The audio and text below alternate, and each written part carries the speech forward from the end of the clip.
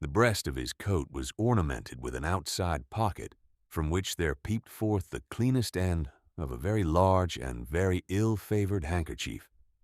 His dirty wristbands were pulled on as far as possible and ostentatiously folded back over his cuffs.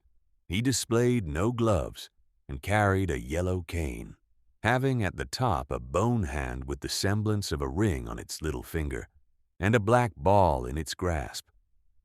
With all these personal advantages, to which may be added a strong savor of tobacco smoke and a prevailing greasiness of appearance, Mr. Swiveller leant back in his chair with his eyes fixed on the ceiling, and occasionally pitching his voice to the needful key, obliged the company with a few bars of an intensely dismal air, and then, in the middle of a note, relapsed into his former silence.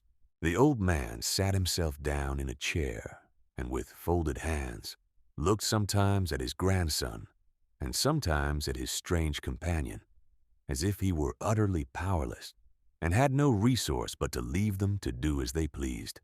The young man reclined against a table at no great distance from his friend, in apparent indifference to everything that had passed, and I, who felt the difficulty of any interference, notwithstanding that the old man had appealed to me, both by words and looks, made the best feint I could of being occupied in examining some of the goods that were disposed for sale, and paying very little attention to a person before me.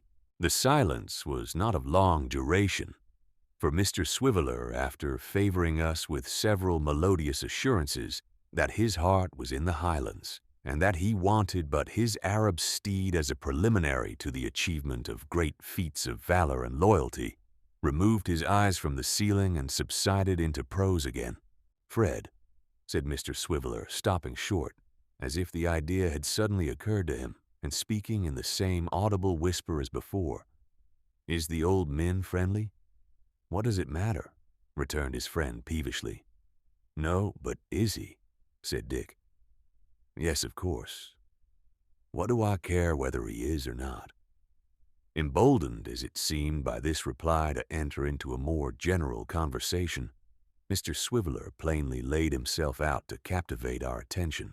He began by remarking that soda water, though a good thing in the abstract, was apt to lie cold upon the stomach unless qualified with ginger, or a small infusion of brandy, which latter article he held to be preferable in all cases, saving for the one consideration of expense. Nobody venturing to dispute these positions, he proceeded to observe that the human hair was a great retainer of tobacco smoke, and that the young gentlemen of Westminster and Eton, after eating vast quantities of apples to conceal any scent of cigars from their anxious friends, were usually detected in consequence of their heads possessing this remarkable property. When he concluded that if the Royal Society would turn their attention to the circumstance, and endeavor to find in the resources of science a means of preventing such untoward revelations, they might indeed be looked upon as benefactors to mankind.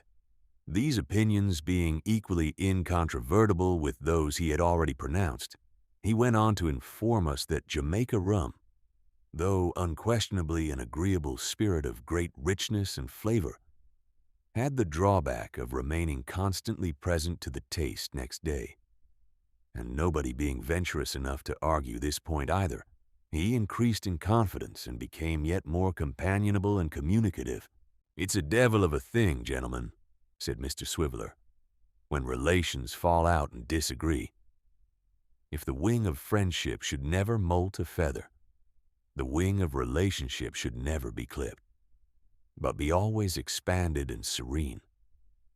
Why should a grandson and grandfather peg away at each other with mutual violence, when all might be bliss and concord? Why not join hands and forget it?" "Hold your tongue," said his friend. "Sir," replied Mr. Swiveller, "don't you interrupt the chair. Gentlemen, how does the case stand upon the present occasion? Here is a jolly old grandfather, I say it with the utmost respect, and here is a wild young grandson. The jolly old grandfather says to the wild young grandson, 'I have brought you up and educated you, Fred. I have put you in the way of getting on in life. You have bolted a little out of course, as young fellows often do, and you shall never have another chance, nor the ghost of half a one." The wild young grandson makes answer to this and says, "You're as rich can be. You have been at no uncommon expense on my account. You're saving up piles of money for my little sister that lives with you in a secret, stealthy, hugger-muggering kind of way, and with no manner of enjoyment. Why can't you stand a trifle for your grown-up relation?" The jolly old grandfather unto this retorts, not only that he declines to fork out with that cheerful readiness which is always so agreeable and pleasant in a gentleman of his time of life, but that he will bow up and call names and make reflections whenever they meet.